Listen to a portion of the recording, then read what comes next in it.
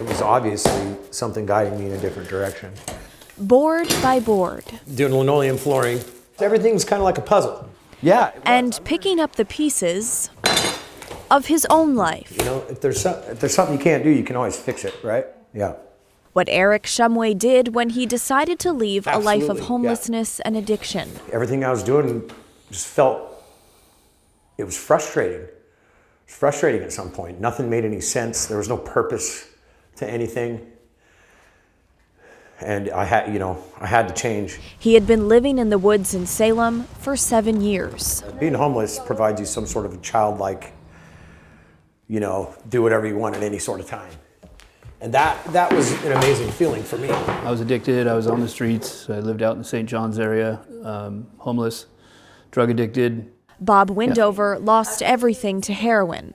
He found Eric through recovery. The idea for the business, it just kind of came about. Together, they worked with a mentor who owned apartment buildings in need of renovations, like new floors, paint, and other repairs. So they started a handyman business called Acts Speak. It's kind of a play on words, let your actions speak. A lesson they learned the hard way. It just feels really good. It feels totally different than it did. I felt lost, and now I feel like I have purpose. I feel like there's a direction. And that's a powerful thing that's really showed up in my life. The missing piece of the puzzle, now found, yet leaving the others behind. Yeah, I do miss it. And I think is harder than it seems.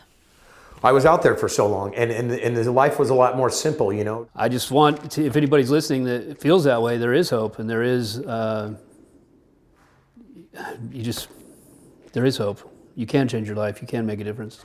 Looking ahead, Eric and Bob hope to grow their business to the point where they can hire people transitioning out of homelessness and even work on affordable housing.